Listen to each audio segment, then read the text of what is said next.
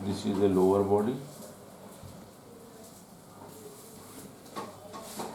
After stitching, you can do iron or you can do French seam.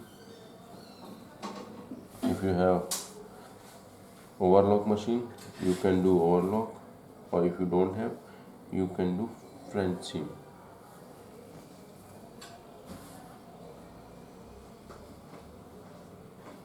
This is a body part, upper body. This is a center notch.